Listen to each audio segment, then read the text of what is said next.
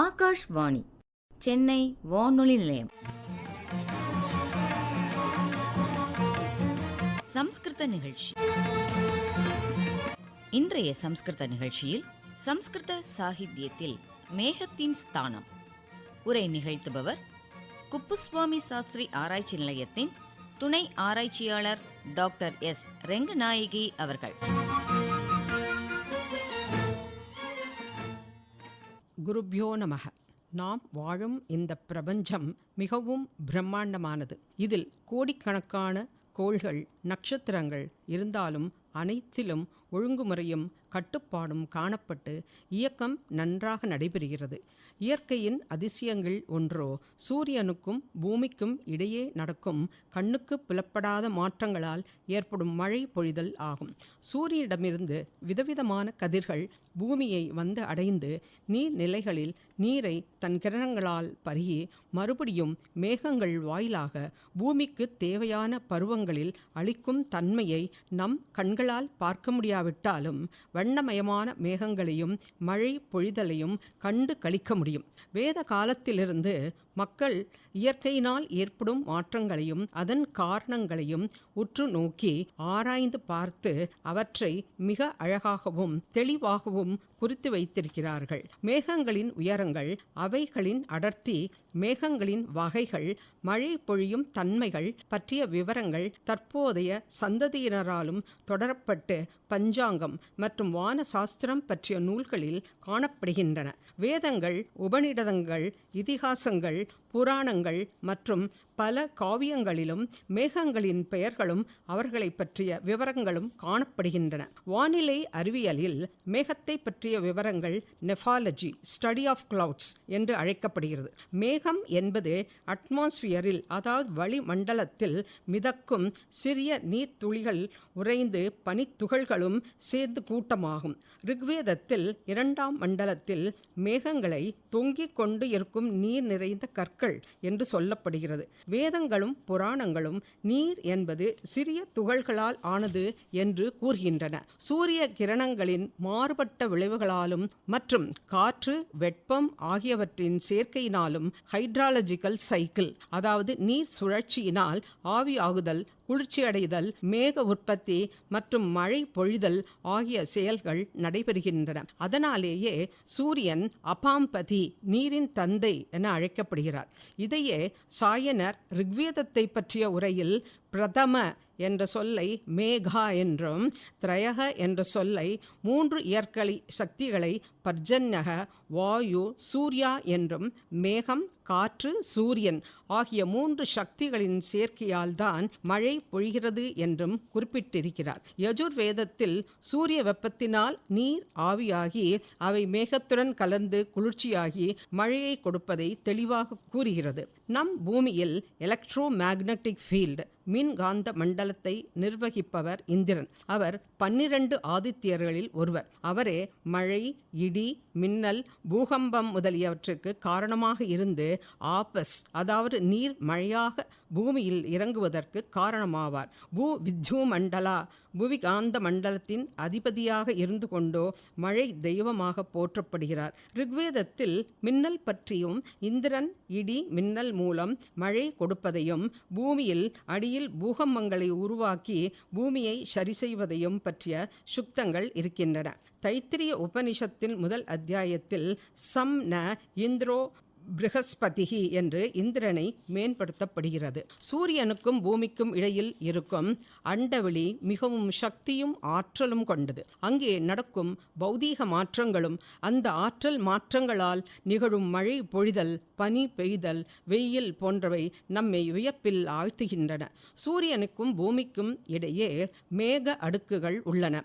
அதேபோல் ஒவ்வொரு அடுக்கிலும் ஒவ்வொரு காற்று மண்டலம் உள்ளது. அவை ஏர் கரண்ட்ஸ் அல்லது காற்று மின் ஓட்டங்களாகவும் அந்த காற்று சுழற்சிகள் மேகங்களுடன் இணைந்து மழை பொழிதலுக்கு காரணமாக இருக்கின்றன. தைத்திரிய ஆரண்யகம் என்பது கிருஷ்ண யஜுர் வேதத்தின் ஒரு பகுதியாகும். அதில் மேகங்களின் வகைகளும் அதன் பயன்களும் கூறப்பட்டுள்ளது. 7 விதமான ஏர் கரண்ட்ஸ் அல்லது விண்ட்ஸ், காற்று மின்னோட்டங்கள் 7 விதமான மேகங்களை உற்பத்தி செய்கின்றன. அவையாவன வராக, ஸ்தபசக, வித்யும்னக, தூபயக ஸ்வாபயக கிரகமேதா அசிமித்விஷ ஆகும். வராக என்ற மேகம் நல்ல மழையை கொடுப்பது. ஸ்வதபசக என்ற மேகம் தன் சக்தியினாலேயே வெப்பத்தை உண்டாக்குவது. வித்யும் மகசக என்ற மேகம் மின்னலைப் போல் ஒளி உடையது. தூபியக என்ற மேகம் தூபம் போல் மனம் கவழ்வது. சுவாபய என்ற மேகம் எங்கும் செல்வது. கிரகமேதா என்ற மேகம் பூமியை குளிர்விப்பது. அசிமித்வச என்ற மேகம் பயிர் தொழிலுக்கு உதவி புரிவது. நம் இதிகாசங்களான ராமாயணத்திலும் மகாபாரதத்திலும் மேகங்கள் பற்றிய குறிப்பு காணப்படுகிறது. பிரம்மஜா, ஆக்னேயா, பக்ஷஜா என்ற 3 வகையிலான மேகங்கள் வர்ணிக்கப்படுகின்றன. அதேபோல் மகாபாரதத்தில் காற்றினால் உருவாகும் அடுக்கு வளிமண்டலத்தை லேயர்ஸ் ஆஃப் அட்மாஸ்பியர் விவரிக்கிறது. அவை ஆவக, உத்வக, சம்பக, விவக, பரிவக மற்றும் பராவக. இந்த காற்று அடுக்குகளில் முதல் 1, 3, 4, 5வது அடுக்குகளில் மேகங்கள் இருக்கின்றன என்று குறிப்பிடப்பட்டிருக்கின்றன. இதில் நம் முன்னோர்களின் விஞ்ஞான அறிவுபூர்வமான ஆராய்ச்சியான எந்தெந்த வழி அடுக்குகளில் எந்தெந்த மேகங்கள் இருக்கும் என்பது தெளிவாக தெரிகிறது. அதேபோல் சாம்ப புராணத்தில் 18வது அத்தியாயத்தில் பிரவகோதாவக்ஷைவோத்வகஸ்து சுவகஸ்ததா விவாகோ நிவகாச்ச ஏவ பரிவாகஸ்ததைச்ச பிரவாக ஆவக உத்வக சுவக விவாக நிவக பரிவாக என்று 7 வகையிலான காற்று மின்னோட்டங்கள் சொல்லப்பட்டுள்ளது. வாயு புராணத்தில் பூகோள அறிவியல் பகுதியில் சூரியன் தன் கிரணங்களால் காற்றில் துணை கொண்டோ தன் வெள்ளை கிரணங்கள் மூலம் நீர் நிலைகளில் நீரை உறிஞ்சி மேகங்களுக்கு அளித்து அதன் மூலம் அந்தந்த பருவங்களில் மழையாக அளிக்கிறான் என்று கூறப்பட்டுள்ளது. மிக் என்றால் தெளிப்பது என்பதாகும். மேகங்கள் நீரை தெளிப்பதால் அவைகளுக்கு மேகங்கள் என்று பெயர். பிரம்மாண்ட புராணத்தில் நீர் கொடுப்பவை மேகங்கள் என்றும் மழை கொடுக்காததை அப்ரா என்றும் அழைக்கப்படுகிறது. மேகங்களின் உயரத்தை பொறுத்து மேக வகைகளை தற்கால புவியியல் நிபுணர்களும் 5 வகைகளாக பிரித்திருக்கின்றனர். அவை சிரஸ், சிரஸ்ட்ரேட்டஸ், சிரோக்யூமுலஸ் போன்றவை உயர்ந்த மேகங்கள். அல்டோஸ்ட்ரேட்டஸ், அல்டோக்யூமுலஸ் மத்திய மேகங்கள். ஸ்ட்ரேட்டஸ், ஸ்ட்ரேட்டோக்யூமுலஸ் குறைந்த மேகங்கள். நிம்பஸ் ஸ்ட்ரேட்டஸ், கியூமுலஸ் நடுத்தர செங்குத்து மேகங்கள். கியூமுலோ நிம்பஸ், கியூமுலஸ் பெரிய செங்குத்து மேகங்கள். 3 விதமான மேகங்கள் பற்றி வாயு புராணத்தில் கூறப்பட்டுள்ளது. அவை ஆக்னேயா, ஜீமுத, பிரம்மஜா ஆகும். ஆக்னேயா மேகங்கள் கடலிலிருந்து வருபவை. மேக மூட்டத்துடன் காற்று குளிருடன் வருபவை. அம்மேகங்கள் நம் பூமியில் வானத்தில் மிக அருகில் காணப்படும். இவை குளிர்காலத்தில் தோன்றுபவையாக இருக்கிறது. இந்த மேகங்கள் எருமை, பன்றி, யானை முதலிய வடிவங்களில் இருக்கும். இடி மின்னல் இன்றி 1 அல்லது 2 மைல் விஸ்தாரத்தில் மழை கொடுக்கக்கூடியவை. இந்த மேகங்கள் தற்கால வானியல் நிம்பஸ் என்ற மேகங்களை ஒத்திருக்கிறது. பிரம்மஜா என்ற மேகங்கள் பிரம்மாவின் சுவாசத்திலிருந்து பிறப்பவை. அவை இடி மின்னல் போன்ற பலத்த சப்தத்துடன் உருமலுடன் 5 அல்லது 8 மைல் விஸ்தீரணம் மழையை கொடுப்பவை. இவை தற்போதைய கியூமுலோ நிம்பஸ் மேகங்களை ஒத்திருக்கின்றன. ஜீமுத என்ற மேகங்கள் நீர் நிறைந்த மேகங்களாக நல்ல மழையை அளிப்பவை. அவை இடி மின்னல் இன்றி பெரியவைகளாகவும் அமைதியாகவும் காற்றின் வேகத்தோடு மலைகளில் மேலும் கீழும் மழையை கொடுக்கும். இவை காற்றின் 2வது வளிமண்டலமான பிரவாகா என்ற இடத்தில் இருப்பவை. புஷ்கரா, ஆவர்த்தகா என்ற மேகங்கள் மலைகளின் இறக்கைகளிலிருந்து உண்டானவை. ஒரு காலத்தில் மலைகளுக்கு இறக்கைகள் இருந்ததாகவும் அவைகள் இஷ்டம் போல் பறந்ததாகவும் வாயு புராணத்தில் குறிப்பிடப்பட்டுள்ளது. இந்திரன் மலைகளின் இறக்கைகளை வெட்டி ஒரே இடத்தில் நிலைத்திருக்கச் செய்ததாகவும் கூறப்பட்டுள்ளது. இந்த புஷ்கரா மேகங்கள் விதவிதமான உருவங்களுடன் மிகவும் பெரியதாகவும் இருப்பவை. இவை உருமல் சப்தங்களுடன் நீர் நிறைந்து மிக அதிகமான மழையை கொடுத்து பேரழிவை உண்டு பண்ணுவை. இவை தற்கால அல்ட்ரோஸ்ட்ரேட்டஸ் என்ற மேகத்தை ஒத்திருக்கின்றன.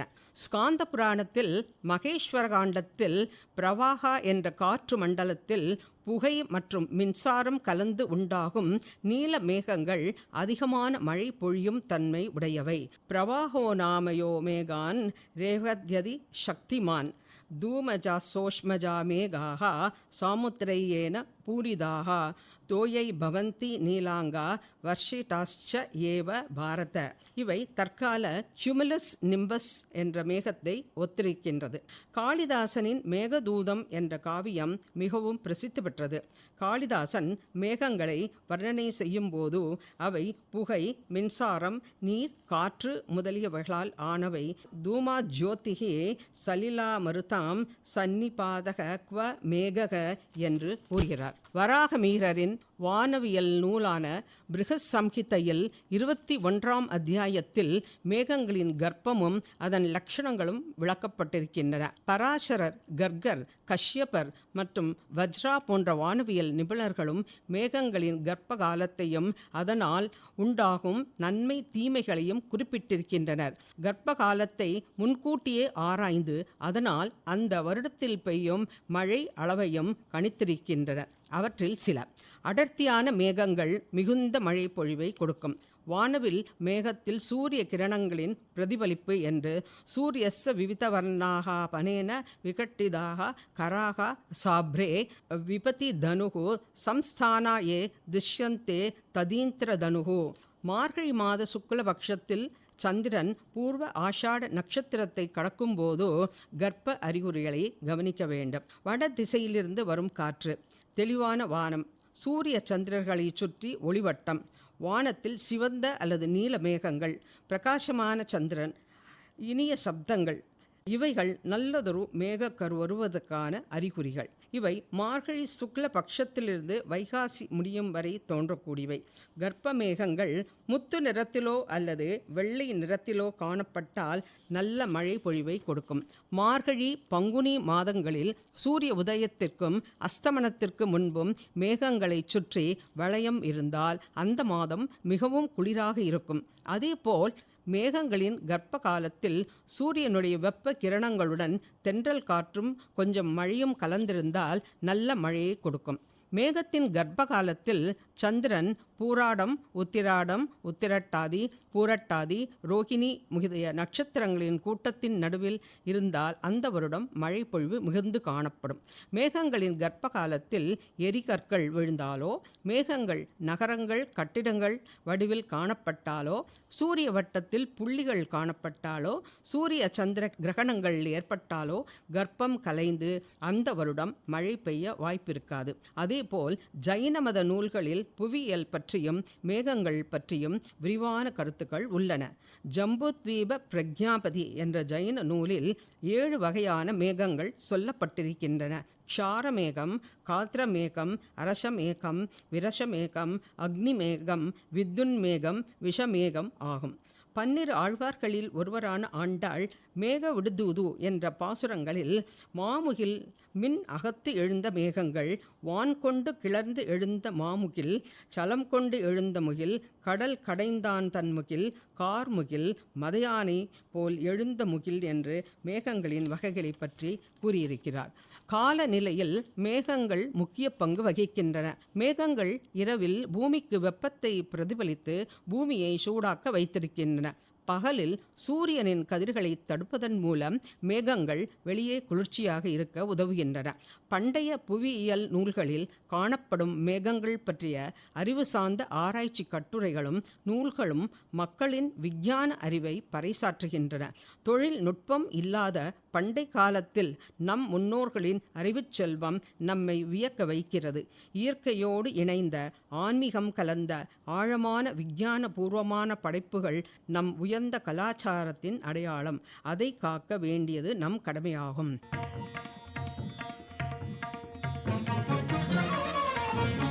இன்றைய சம்ஸ்கிருத நிகழ்ச்சியில் நேயர்கள் இதுவரை கேட்டது சம்ஸ்கிருத சாகித்யத்தில் மேகத்தின் ஸ்தானம். உரை நிகழ்த்தியவர் குப்புசுவாமி சாஸ்திரி ஆராய்ச்சி நிலையத்தின் துணை ஆராய்ச்சியாளர் டாக்டர் எஸ் ரெங்கநாயகி அவர்கள். இத்துடன் இன்றைய சம்ஸ்கிருத நிகழ்ச்சி நிறைவு பெறுகிறது.